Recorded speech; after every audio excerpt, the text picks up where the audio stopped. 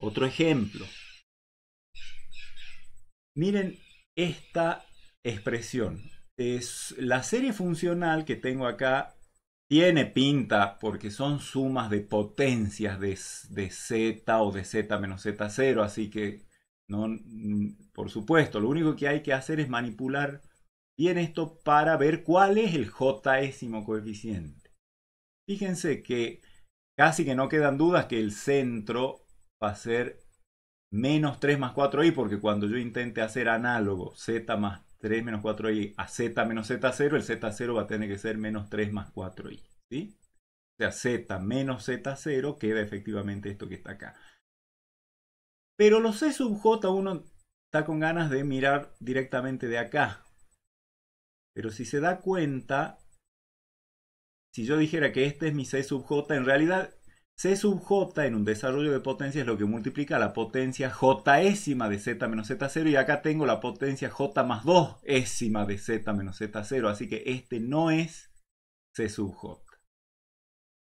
Nos podríamos intentar avivar y decir, bueno, a esto lo voy a dejar como está, y al z más 3 menos 4i a la j más 2 lo voy a escribir como z más 3 menos 4i al cuadrado por z más 3 menos 4i a la j, porque j más 2 es j más 2.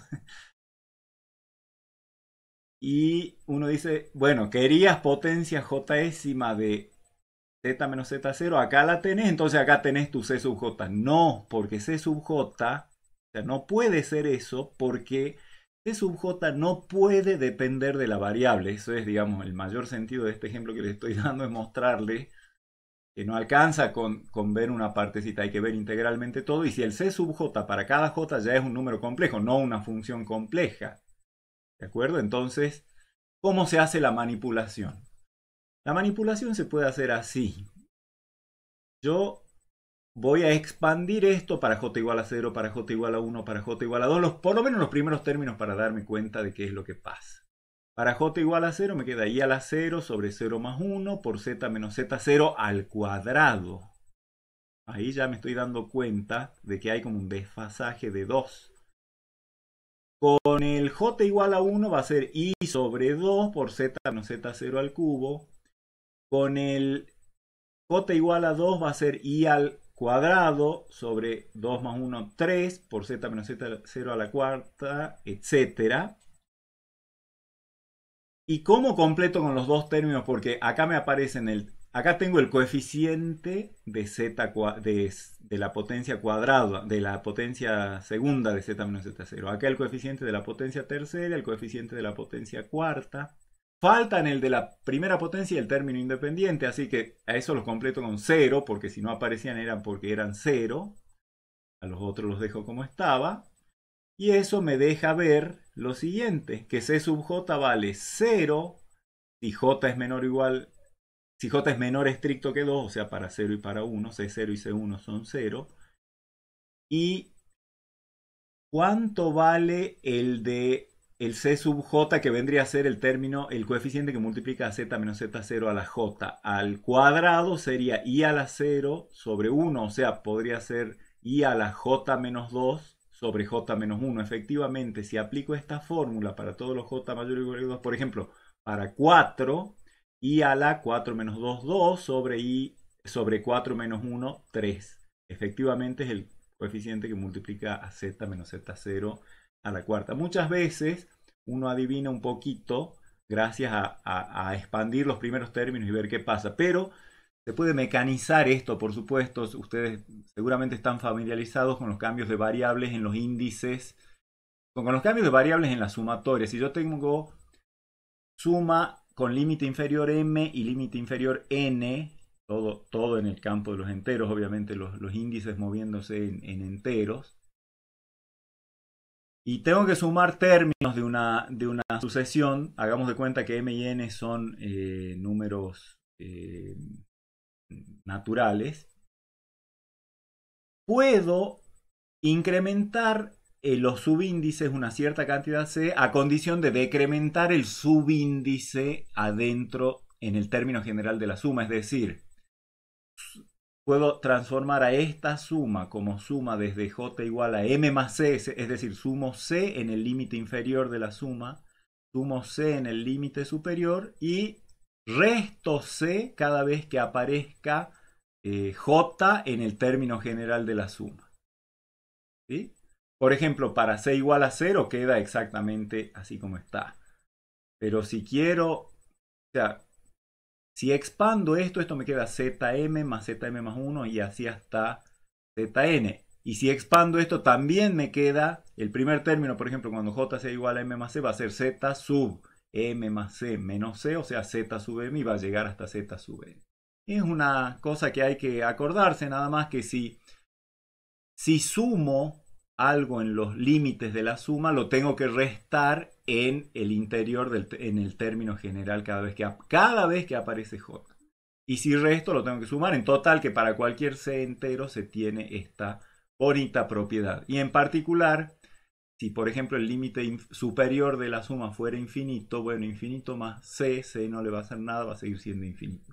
Entonces con eso, fíjense, esta suma que tengo acá, en general, si yo quiero apuntarla a que me muestre el coeficiente de z menos z0 a la j, acá veo que está j más 2, entonces podría restar 2 adentro, que equivaldría a sumar 2 en los límites. O sea, sumo 2 a 0, sumo 2 a infinito, sigue quedando infinito, y acá va a quedar i a la j menos 2, o sea, cada vez que aparezca j, descuento 2.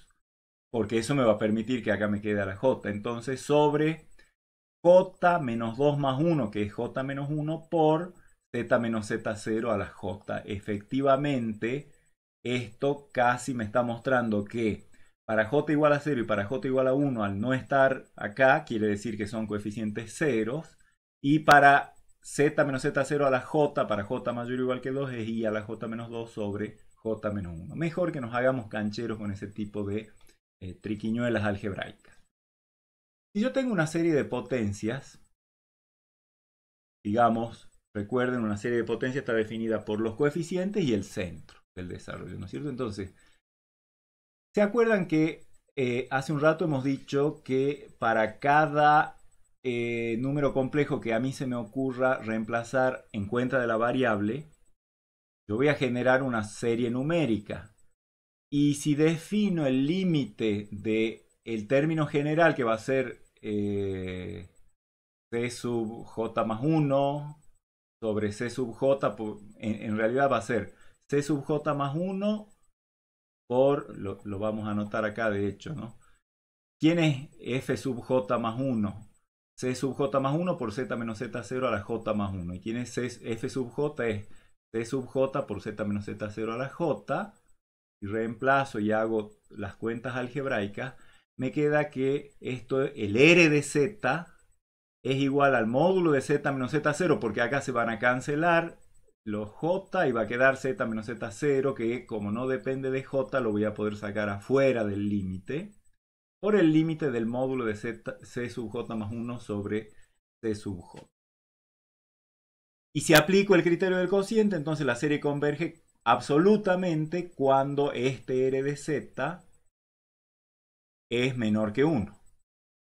Es lo que hemos dicho hace un rato. Y eso me llevaría a que el módulo de z menos z0 sea menor que 1 sobre el límite de c sub j más 1 sobre c sub j en módulo, que sería lo mismo que el módulo de c sub j sobre c sub j más 1.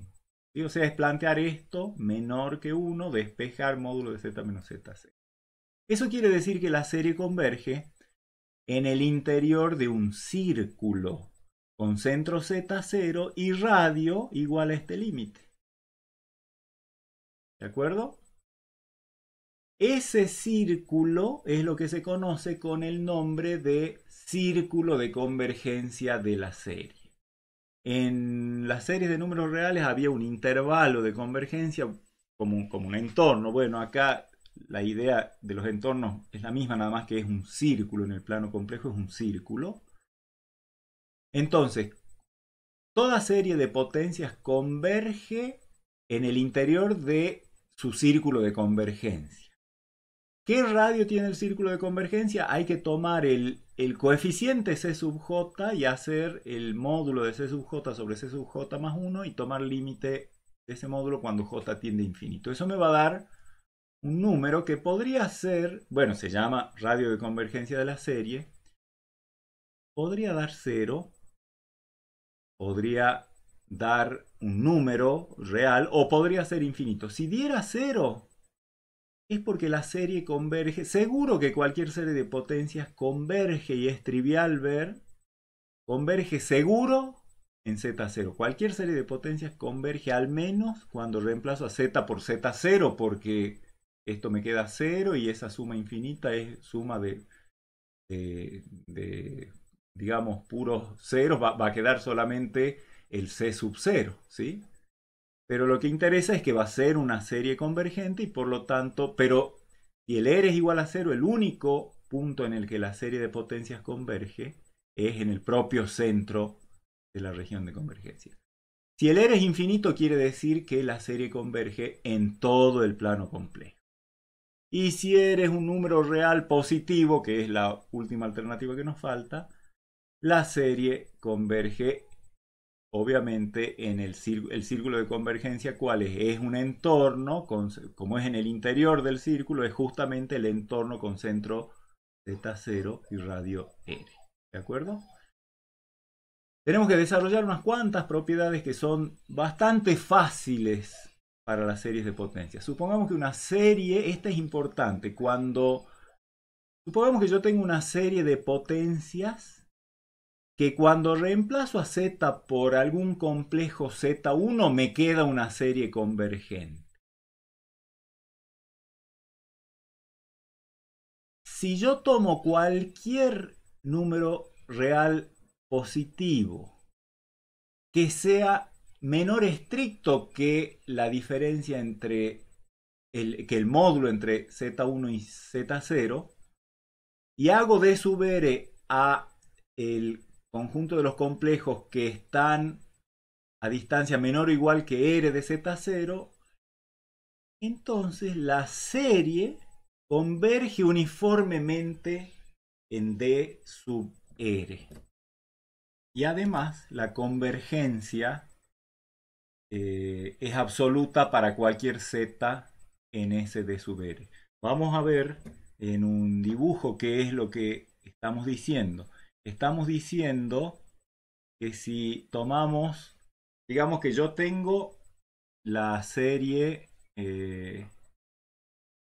digamos, suma de ciertos coeficientes C sub j por z menos z0 a la j, es decir, un desarrollo en serie de potencias cuyo centro es este z0. Y por alguna razón logro averiguar que cuando reemplazo a la variable z por z1, digamos este complejo que está acá, lo que queda es una serie numérica convergente. Lo que dice este resultado es que si tomamos cualquier círculo con centro z0 y radio R minúscula, digamos acá el R minúscula sería este, que el R minúscula sea menor estricto que la distancia entre Z0 y Z1. O sea, podría haber sido todavía mucho más grande el círculo que acabo de trazar. Pero lo que dice el resultado es que si yo le llamo D sub R a la circunferencia con centro Z0 y radio R y su interior, entonces esta serie funcional de potencias va a converger uniformemente en D sub R. Y aparte, si elijo cualquier numerito de acá y lo reemplazo para la serie numérica, esa serie numérica converge absolutamente. Todo eso es lo que dice este teorema que vamos a proceder ahora a demostrar, por supuesto.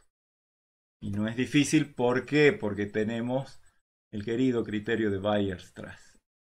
Bueno, obviamente si Z1 es igual a Z0, acá obviamente que Z0 es uno de los complejos en los cuales la serie converge.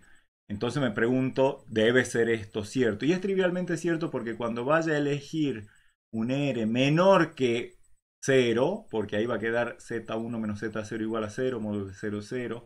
No hay R's menores que 0, así que trivialmente se cumple esto. Así que vamos al caso más interesante, que es el que he dibujado recién en el pizarrón. Si Z1 no es Z0, le vamos a llamar P a el radio SR que tomé sobre el módulo de Z1 menos Z0, que como hemos elegido R menor que Z1 menos Z0, el P va a ser mayor que 0 y menor que 1.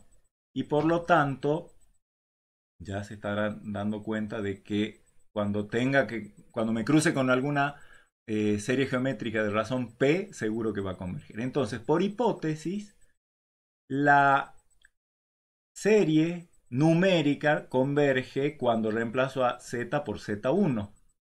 Y por lo tanto, esa serie numérica converge. Si converge, su término general tiene que tender a 0, propiedad general, condición necesaria de convergencia de una serie numérica.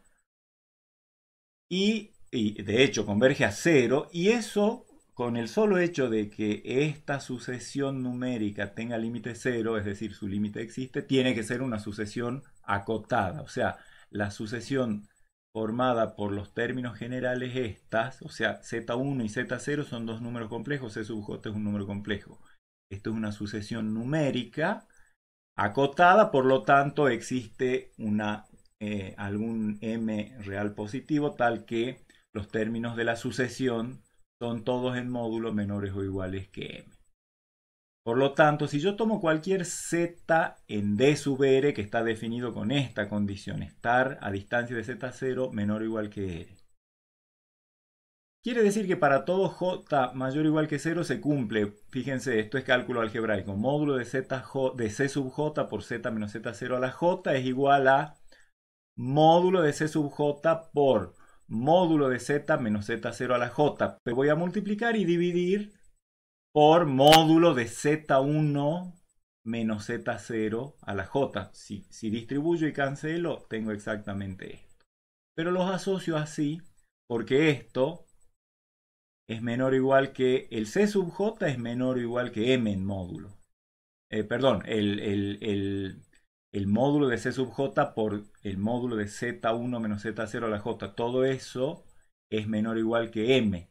Y esto, el módulo de z menos z0 sobre z1 menos z0 a la j, si distribuyo me queda módulo de z menos z0 a la j, que es menor o igual que r a la j, y abajo módulo de z1 menos z0 a la j. Total, todo esto es menor o igual que m, o sea, entre este y el último son menor o iguales que m. Y esto es menor estricto en realidad que r sobre z1 menos z0 a la j. O sea, que p, m por p a la j.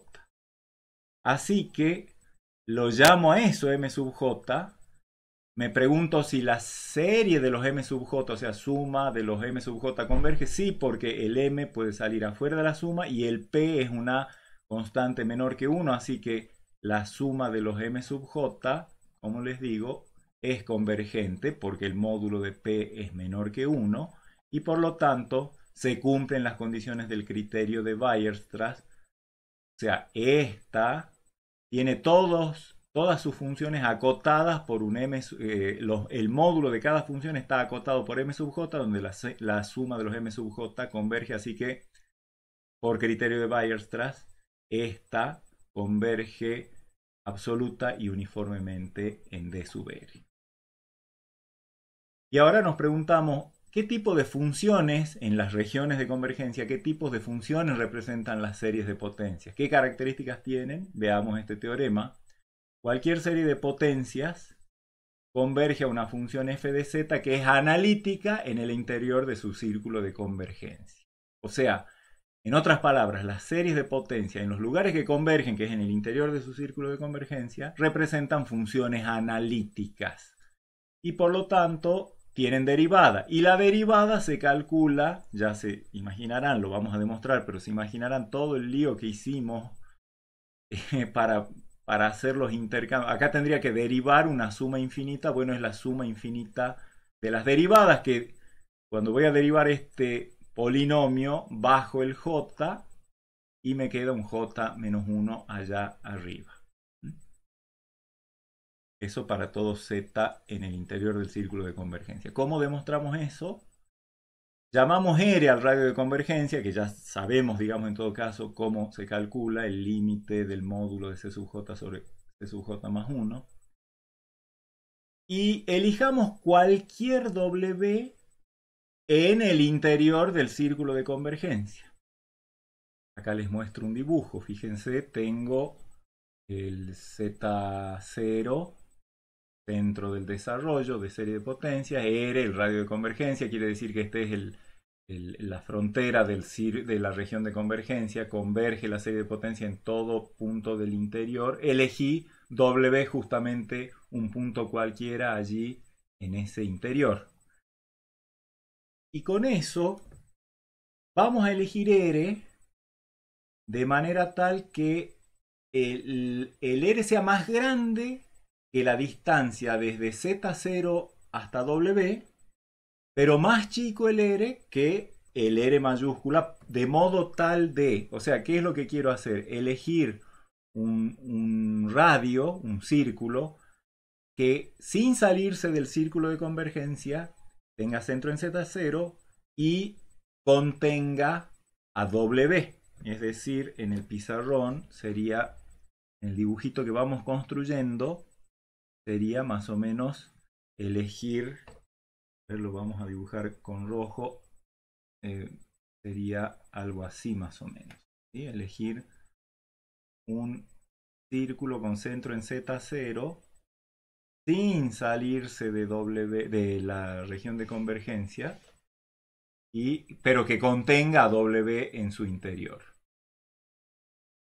Fíjense que este círculo, el rojo que acabo de dibujar, va a tener radio R y el radio R es mayor que la distancia de W a Z0, cosa que hace que este círculo rojo contenga a W y a su vez menor que R, como para que garantizarnos que no nos salimos. Pero el R está intercalado y todavía me deja un margen, un bordecito afuera del círculo rojo que todavía está en la región de convergencia. Bueno, ahí adentro voy a elegir cualquier número, le voy a llamar Z1. ¿Sí? Tengan en cuenta esto para esto que viene de la demostración. Voy a volver a las diapositivas. Entonces elegí un R que cumple eso. Llamé de sub R a todos los complejos que están a distancia menor o igual que R de Z0. Es decir, el círculo rojo que acabo de dibujar y su interior. Eso es D sub R. Y elijamos Z1 tal que la distancia de Z1 a Z0 sea mayor que R y menor que R mayúscula, así en esa coronita que les acabo de decir, como el que acabo de dibujar en el pizarrón que teníamos hace un rato. Obviamente el Z1 está en la región de convergencia, por lo tanto la serie de potencias converge cuando reemplazo a la variable Z por Z1. Así que como eso converge, y aparte, el R es menor que el módulo de Z1 menos Z0, por lo que hemos demostrado recién, la serie de potencias converge uniformemente en D sub R. Y es el resultado que acabamos de demostrar recién. Cuando la serie converge en Z1 y tomo cualquier radio menor que la distancia de Z1 a Z0 y pienso en el respectivo círculo con su interior, hay convergencia uniforme de la serie de potencias. Entonces converge a alguna función f de z. Con lo cual, vamos a tener, como aparte tenemos que cada uno de los términos de la serie funcional es una función analítica porque es un polinomio en Z. Los polinomios son analíticos en todo el plano y por lo tanto también son analíticos en esta zona de sub R. La f de z, que es una serie funcional que converge uniformemente, o sea, es el límite de esta serie funcional con convergencia uniforme si todas estas son analíticas, suma infinita y convergencia uniforme garantizan que función límite también es analítica, en particular en el W, en todo D sub R, en particular en el W que acabamos de tomar, que está adentro de D sub R. ¿Y cuánto vale la fórmula de la derivada? Ya sabemos que se puede derivar término a término, porque tenemos convergencia uniforme. O sea, estamos aplicando el resultado que hemos demostrado hace un rato, así que como W es arbitrario, para cualquier W en el interior, fíjense que hemos tomado un W cualquiera en el interior, se cumplen todas las cosas que hemos dicho acá y el resultado queda demostrado. Si yo tengo una serie de potencias con un radio de convergencia R, f de z es la función límite a la que converge en este círculo de convergencia, que sabemos que es analítica por lo que acabamos de demostrar. Su derivada, como hemos dicho, se calcula por derivación término a término. Si hacemos cambios de variables para dejar clarito cuáles son los coeficientes, podría sumar, podría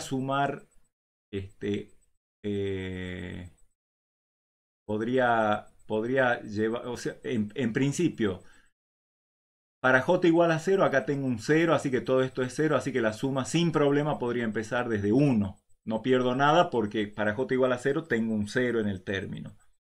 Y ahora puedo hacer un cambio de variable, descontar 1 en el límite inferior, en el límite superior queda infinito y acá va a quedar j más 1. Ahora tengo que sumar, si desconté 1 acá, tengo que sumar 1 cada vez que aparezca j acá. Así que acá aparece j, pongo j más 1. Acá aparece j, pongo j más 1. Y acá aparece j, pongo j más 1 menos 1, o sea, z menos z0 a la j. Esa es la expresión de la derivada. Me pregunto por el radio de convergencia. ¿Qué tengo que hacer? El coeficiente de la derivada, fíjense, este sería el coeficiente c sub j para la derivada, digamos, o sea, el coeficiente que multiplica la potencia de z menos z0 es j más 1 por c sub j más 1. ¿Y cuál es el radio de convergencia? ¿Se acuerdan que tengo que hacer el límite cuando j tiende a infinito de esto, j más 1, c sub j más 1, dividido j más 2, c sub j más 2, ¿sí? Y tomar límite del módulo cuando j tiende a infinito, pero esto da lo mismo que, bueno, si asocio así j más 1 sobre j más 2 y c sub j más 1 sobre c sub j más 2, ambos límites existen, este vale 1 y el otro límite existe y vale lo mismo que el límite de c sub j sobre c sub j más 1, porque es simplemente un cambio de variable, es r, o sea que r' es igual a r. ¿Qué quiere decir eso? Que la derivada tiene radio, la función derivada de f de z admite este desarrollo que tiene el mismo radio de convergencia. Es decir, si una serie de potencias representa una función f, la derivada de f tiene representación también en serie de potencias válida para el mismo para el mismo círculo de convergencia. Y el mismo razonamiento se puede aplicar a las derivadas sucesivas. En definitiva, cualquier derivada de la función tiene representación en series de potencias en el mismo entorno en el que converge la serie de potencias, es decir, en el mismo círculo de convergencia. ¿Y la expresión cuál es? Bueno, acá tenemos la de la derivada primera. La derivada segunda equivaldría a bajar otra vez el j, digamos, podemos hacer un razonamiento, pero bajamos primero j, después j menos 1, después j menos 2 y así sucesivamente, hasta llegar a j menos n más 1 por c sub j por z menos z0 a la j menos n. O sea, simplemente es derivar n veces cada uno de los polinomios que aparecen en el término general.